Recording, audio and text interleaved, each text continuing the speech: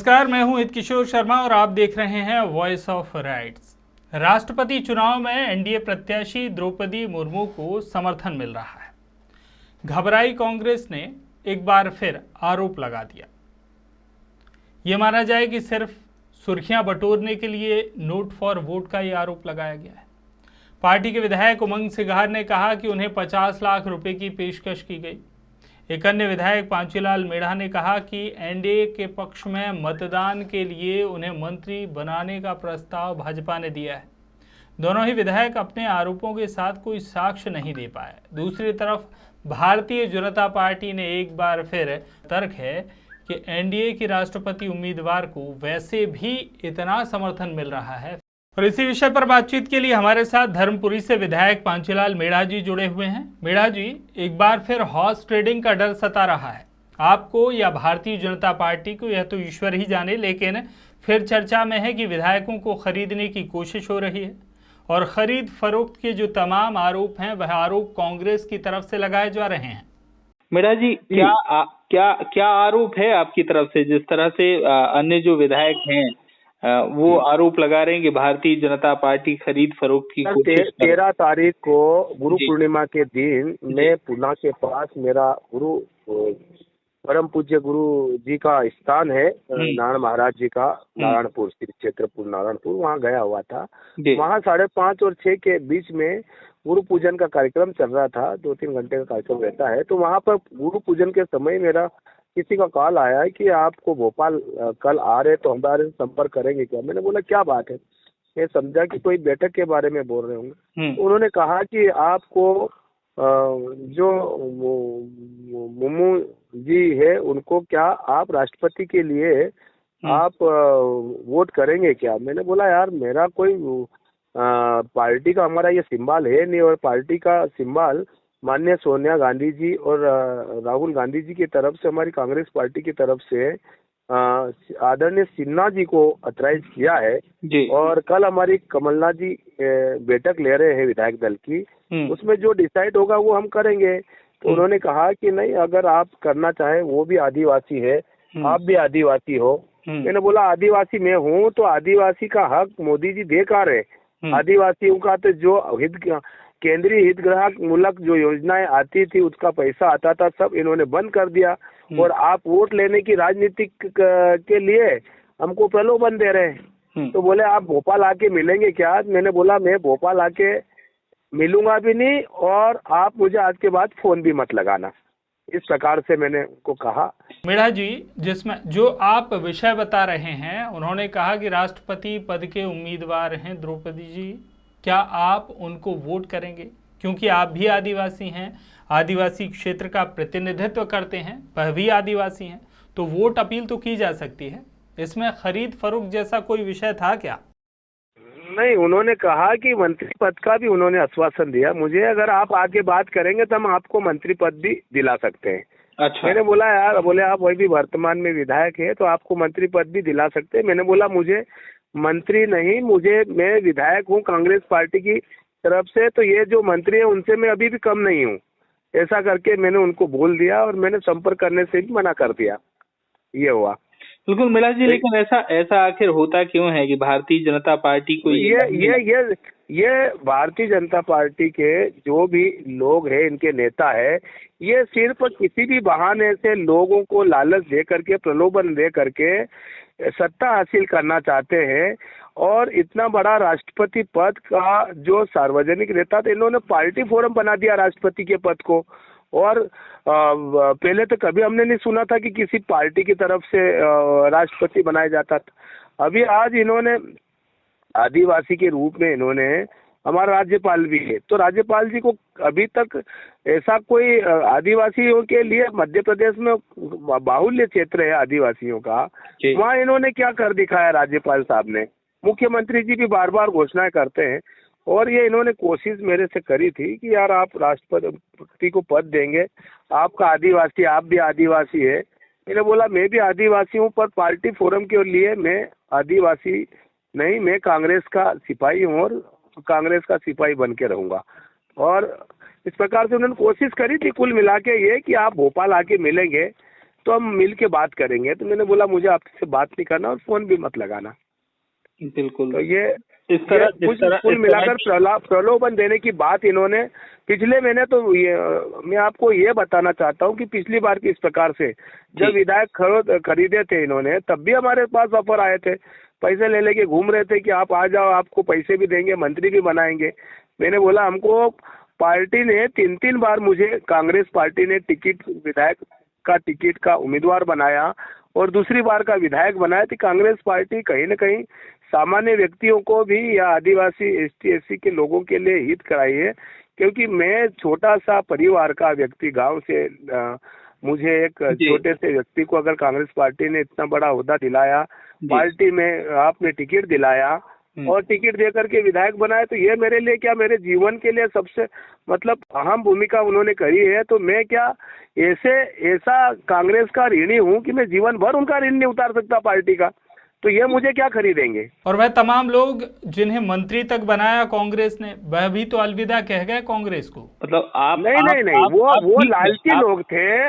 उनका स्टेटस, उनका धंधा ही राजनीति करना, सेवा का उद्देश्य नहीं उनका सिर्फ पद से मंत्री पद ले लो, सत्ता में रहने का उनको जो प्रलोभन है वो मोह इनसे नहीं छूटा, इसलिए वो कांग्रेस को छोड़ के गए।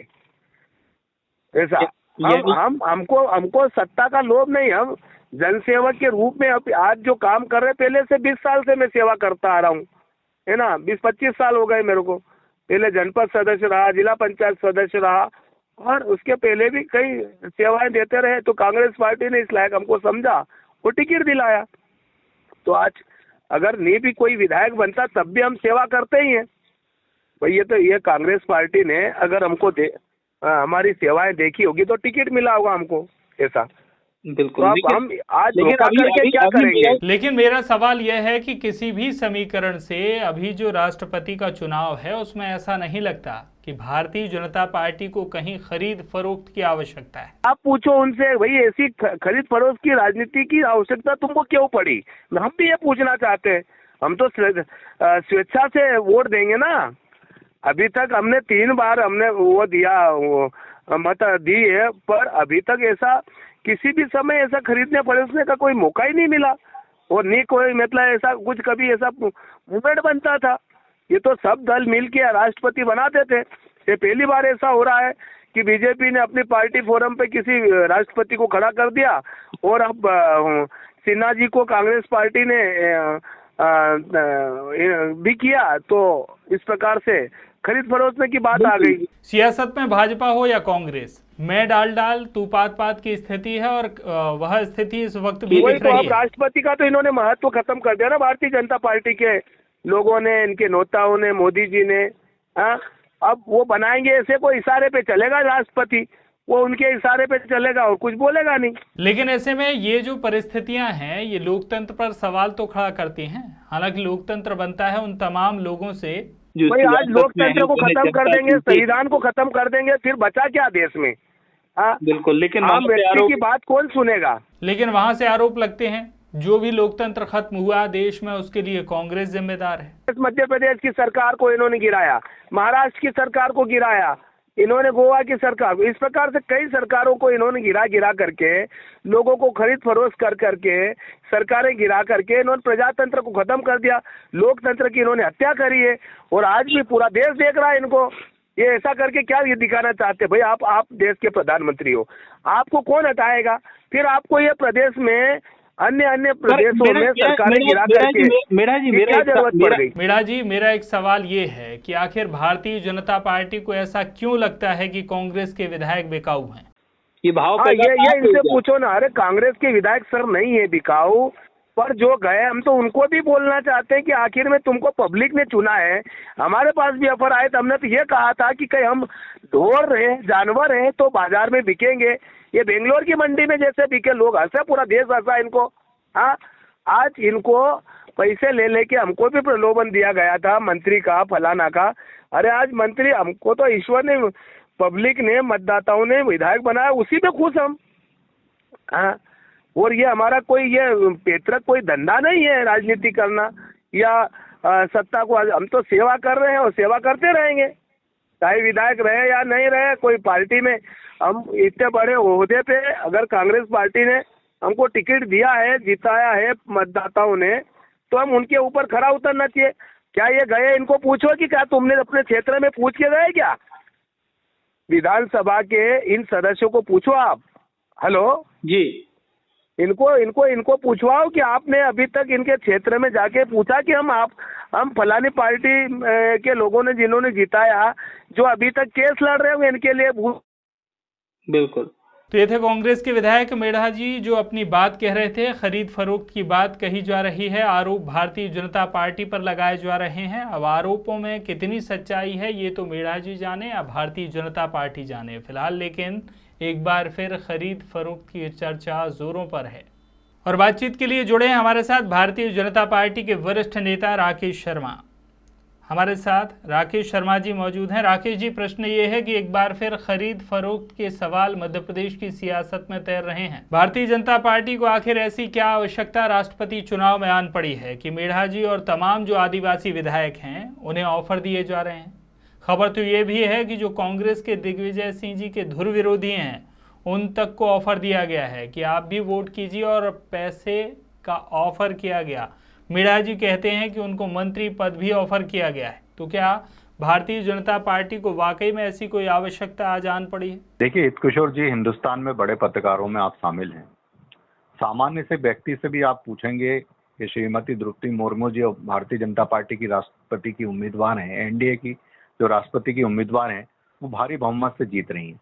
जी, आप ये देखिए कि कांग्रेस के जो सहयोगी दल हैं, जिनके सहयोग से कांग्रेस की सरकार चल रही है, झारखंड की हम बात कर लें तो सोरेन जी भारतीय जनता पार्टी के उम्मीदवार को समर्थन कर रहे हैं। महाराष्ट्र की बात कर लें तो जो शिवसेना कांग्रेस के गठबंधन में शामिल है, वो शिवसेना भारतीय जनता पार्टी को वोट कर रही है। दक्षिण की बात अगर हम कर लें तो जगन रेड्डी से लेके चंद्रबाबू नायडू से लेके अन्य लोग भारतीय जनता पार्टी का समर्थन कर रहे हैं। उड़ीसा में बिजू जनता दल भारतीय जनता पार्टी का समर्थन कर रहा है।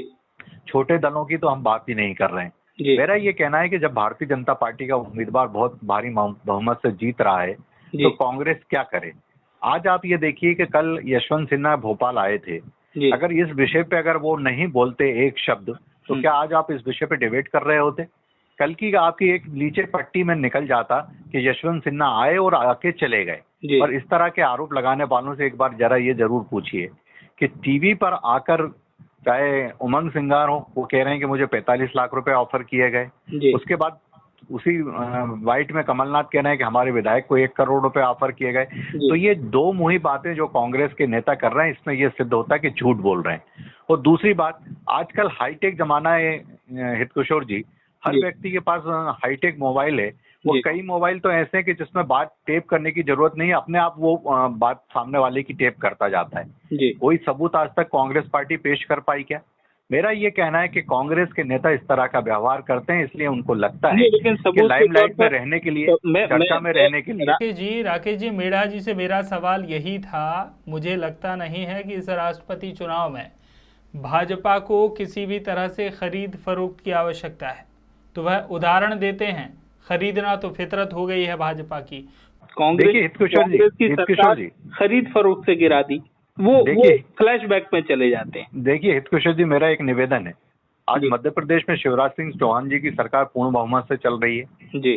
कहीं भी किसी तरह की कोई दिक्कत परेशानी मध्य प्रदेश सरकार को नहीं है। राष्ट्रपति का उम्मीदवार भारी बहुमत से जीत रहा है, और चर्चा में रहने के लिए अब कांग्रेस के नेताओं की आदत सी पड़ गई है। आज मैं आपसे सबसे यक्ष प्रश्न ये करना चाहूंगा कि राजस्थान में 19 विधायकों के साथ सचिन पायलट दिल्ली चले जाते हैं, दिल्ली में डेरा डाल लेते हैं।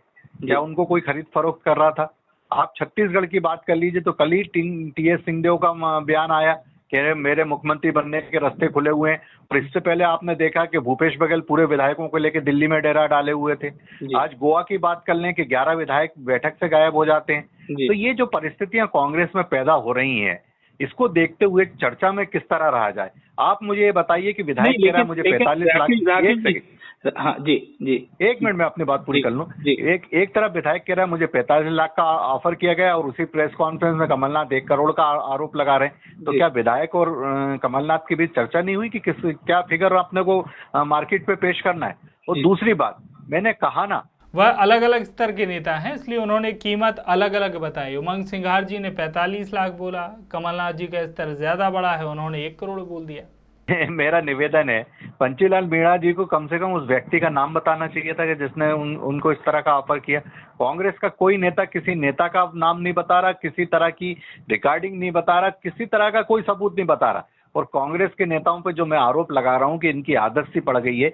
आपने देखा नरसिंह राव की सरकार को बचाने के लिए किस तरह सांसद को खरीदना पड़ा था कि संसद की टेबल पे नोटों का ढेर लग गया था। उसके बाद आप ये देखिए कि सपा के विधायक तो राज्यसभा के लिए किस तरह खरीदा गया था कि 35 लाख रुपए उनकी टेबल पे सजे हुए हैं, मीडिया ने भी देखे थे और वो बरामद भी हुए थे। तो इस तरह के काम कांग्रेस को करना मुबारक हो। भारतीय जनता पार्टी का उम्मीद भारी बहुमत से जीत रहा है और आपने देखा कि हमारे राष्ट्रपति उम्मीदवार का कैसा ऐतिहासिक स्वागत पूरे देश में हो रहा है। बिल्कुल 1 करोड़ 29 लाख गांव में भारतीय जनता पार्टी राष्ट्रपति की राकेश जी, लेकिन सवाल यही है, लोकतंत्र का जो सौंदर्य था, लोकतंत्र की गरिमा थी, वह इस तरह के आरोपों से या फिर इस तरह के पूर्व में हुए घटनाक्रमों से कहीं ना कहीं डैमेज तो हो रही है। जो स्थितियां थी, जिस तरह सर्वसम्मति से राष्ट्रपति चुनाव होता था, यानी राष्ट्रपति चुना जा रहा है, या प्रक्रिया होती जरूर थी, प्रक्रिया भी वही हो रही है, लेकिन चर्चा जिस दिशा में हो रही है वह दिशा शायद लोकतंत्र के लिए ठीक नहीं है। देखिए, कांग्रेस एक तरफ कह रही है कि हमसे पूछा नहीं गया राष्ट्रपति के लिए जी। भारतीय जनता पार्टी के रक्षा मंत्री माननीय राजनाथ सिंह जी ने सोनिया गांधी से भी चर्चा करी थी और कांग्रेस के वरिष्ठ नेताओं से भी चर्चा की थी जी। कांग्रेस इस बात से बच नहीं सकती कि वो इस तरह के आरोप लगाए कि हमसे किसी तरह की कोई चर्चा नहीं की गई। आजकल सोशल मीडिया का जमाना है, मीडिया का जमाना है, कोई भी एक मुलाकात होती है या बात होती है, तुरंत उसकी बाइट होती है जो बाजार में रहती है। दूसरी बात, मेरा सामान्य से रूप से कहना है कि किशोर जी, कोई किसी को ऑफर करता है तो कम से कम उसका कोई सबूत तो पेश किया जाता है। बिल्कुल, कोई तो सबूत पेश किया जाता है, किसी का नाम लिया जाता है, कोई रिकॉर्डिंग पेश की जाती, किसी तरह का कोई रिकॉर्ड और कोई सबूत कांग्रेस के नेता पेश नहीं कर रहे। आज मुझे कोई अगर धमकी देता है या मुझ पे कोई किसी तरह की बात करता है तो मेरे पास कोई तो रिकॉर्ड होगा उस बात को रखने के लिए कि मुझे ऐसा कहा गया है। बिल्कुल, कि सिर्फ चर्चा में रहने के लिए कुछ भी मार्केट में छोड़ दिया जाए। आज आप मुझे बताइए कि राष्ट्रपति की उम्मीदवार में 1-2 वोटों का कोई फर्क पड़ रहा है क्या, या फिर मध्य प्रदेश की सरकार को कोई फर्क पड़ रहा है? मेरा तो ये कहना है कि कांग्रेस के नेताओं से अपनी पार्टी संभालते नहीं बन रही। भानुमति अपना कुनबा संभाल नहीं पा रही है और उस आरोप पड़ोसियों पे लगा रही है। वही वाली हकीकत कांग्रेस में हो रही है कि पूरे देश में कांग्रेस बिखर रही है। कांग्रेस के विधायक तो छूट के अलग जा रहे हैं और निश्चित रूप से कि द्रौपदी मुर्मू जी इतनी अच्छी उम्मीदवार है भारतीय जनता पार्टी की कि 100 इच्छा से कई कांग्रेस के नेता वोट देना चाहते थे, उसको देखते हुए ये एक शगुफा छोड़ा गया है कांग्रेस की तरफ से। जी बिल्कुल, यानी आरोप निराधार हैं, ये कहना है भारतीय जनता पार्टी के वरिष्ठ नेता राकेश शर्मा का। राकेश शर्मा जी, बातचीत के लिए बहुत बहुत धन्यवाद। इससे पहले पांचीलाल मीणा जी जुड़े हुए थे, जो तमाम आरोप लगा रहे हैं, खरीद फरोख्त की कोशिश के आरोप लगा रहे हैं, वोट के बदले नोट का आरोप लगा रहे हैं। भारत देश की जनता तो यही चाहेगी कि लोकतंत्र की गरिमा बनी रहे। विशेष में इतना ही।